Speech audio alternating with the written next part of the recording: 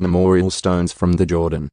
Now when the entire nation had finished crossing the Jordan, the Lord spoke to Joshua, saying, "Take for yourselves 12 men from the people, 1 man from each tribe, and command them, saying, Take up for yourselves 12 stones from here out of the middle of the Jordan, from the place where the priests' feet are standing firmly, and carry them over with you and lay them down in the encampment where you will spend the night."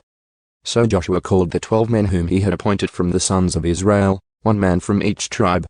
And Joshua said to them, "Cross again to the ark of the Lord your God into the middle of the Jordan, and each of you take up a stone on his shoulder, according to the number of the tribes of the sons of Israel. This shall be a sign among you. When your children ask later, saying, What do these stones mean to you? Then you shall say to them, that the waters of the Jordan were cut off before the ark of the covenant of the Lord. When it crossed the Jordan, the waters of the Jordan were cut off. So these stones shall become a memorial to the sons of Israel forever."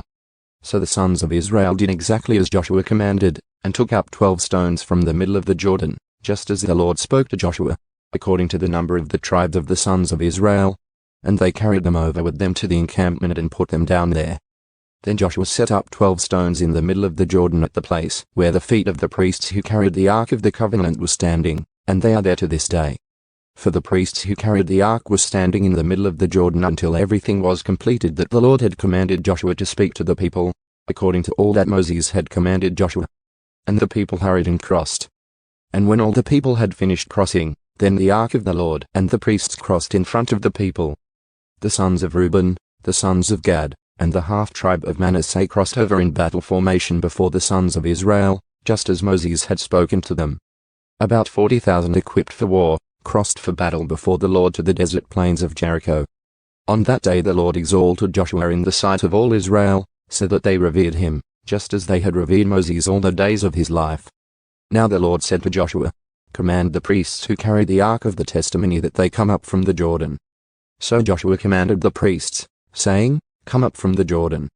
It came about when the priests who carried the ark of the covenant of the Lord had come up from the middle of the Jordan, and the soles of the priests' feet were lifted up to the dry ground, that the waters of the Jordan returned to their place, and went over all its banks as before. Now the people came up from the Jordan on the 10th of the first month and camped at Gilgal, on the eastern edge of Jericho. As for those 12 stones which they had taken from the Jordan, Joshua set them up at Gilgal. And he said to the sons of Israel, "When your children ask their fathers in time to come, saying, What are these stones? Then you shall inform your children, saying, Israel crossed this Jordan on dry ground.